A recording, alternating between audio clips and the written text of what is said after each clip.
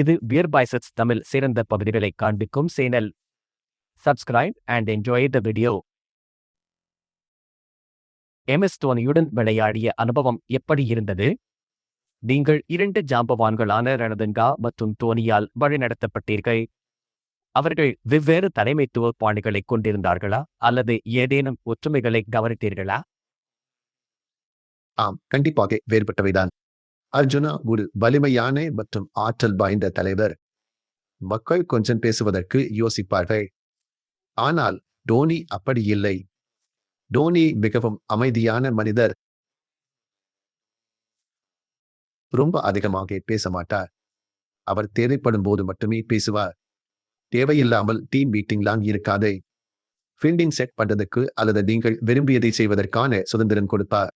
நீங்கள் பந்து வீசும் போது தவறு செய்தால் அவர் உங்களுக்கு ஆலோசனை கொடுப்பார்.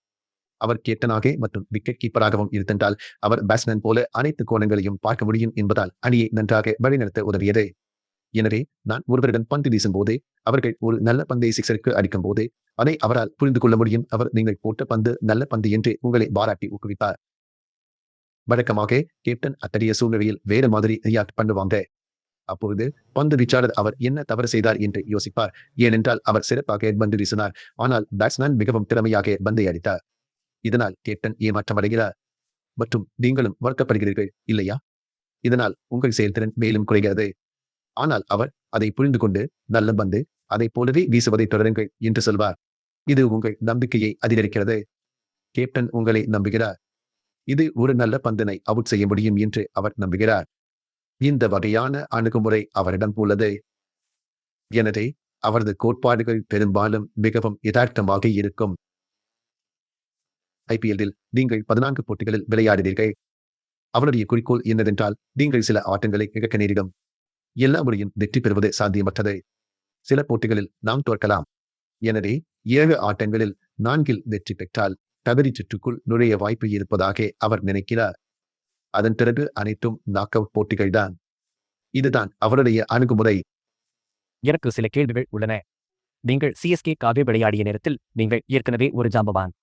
அவர் உங்களை எப்படி வழிநடத்தினார்? இந்த கேள்வியை அவருடைய ஜூனியர்களிடம் எப்போதும் கேட்போம். மேலும் அவர்கள் அவரை பற்றிய மிகவும் மாறுபட்ட பதிப்பை கொண்டுள்ளனர். நீங்கள் குறிப்பிட்ட ராணாதுங்காவின் தீவிரமான பதிப்பை அவர்கள் எனக்கு கொடுத்தனர். எனவே நாங்கள் அவரை மதித்தோம். நான் எப்போதும் ஒரு கேப்டனை மதிக்கிறேன். அவர்கள் இளமையாக இருந்தாலும் இல்லாவிட்டாலும், ஏனெனில் ஒரு கேப்டனாக அவர்கள் மரியாதைக்கு தகுதியானவர்கள். எனவே நான் எப்போதும் அவரை மதிக்கிறேன். ஆனால் சில நேரங்களில் நானும் அவரிடம் எனது கருத்தை வெளிப்படுத்தியிருக்கிறேன். அவர் அதை ஏற்றுக்கொண்டுள்ளார். அவர் அதை செய்ய வேண்டியதில்லை, ஆனால் அது ஒரு பரிந்துரை மட்டுமே.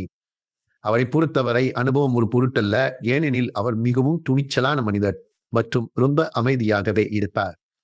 நன்கு நடப்பதை கவனிப்பார். அதன் பிறகு அவர் ஒரு குழப்பமில்லாத ஒரு சொந்த முடிவை எடுப்பார். எனவே எங்களுக்கு இடையில் எந்த ஈகோவும் வித்தியாசமும் இல்லை அல்லது எனக்கு எந்த ஈகோவும் இல்லை.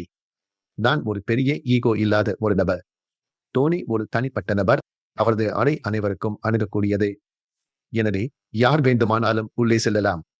அதனால் இந்திய வீரர்கள் நெருங்கிய உறவை கொண்டிருப்பதால் வீடியோ கேம்கள் மற்றும் எல்லாவற்றிலும் சென்று விளையாடுகிறார்கள். ஆனால் நான் அவரை மதிக்கிறேன். நான் அங்கு செல்வதில்லை.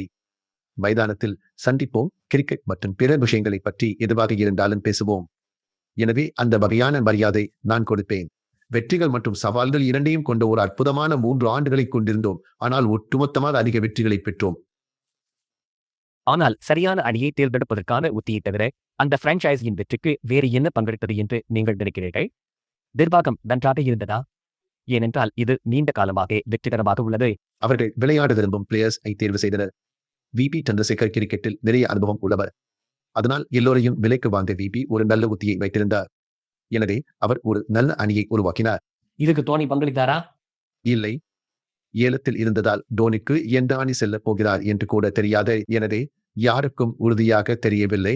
ஆனால் மும்பை வாங்கலாம் என்று ஒரு குறிப்பு இருந்தது. ஆனால் மும்பை மற்றும் பிற அணிகளால் அந்த நேரத்தில் வாங்க முடியாது.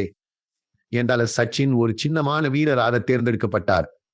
சேவாக் டெல்லி அணிக்காகவும், யுவராஜ் சிங் பஞ்சாப் அணிக்காகவும், லக்ஷ்மண் ஹைதராபாத்தின் அணிக்காகவும், கங்குலி கோல்கத்தா அணிக்காகவும், ராகுல் ரவிட் பெங்களூர் அணிக்காகவும், ராஜஸ்தான் மற்றும் சென்னை மட்டுமே முக்கிய வீரர்களை கொண்டிருக்கவில்லை.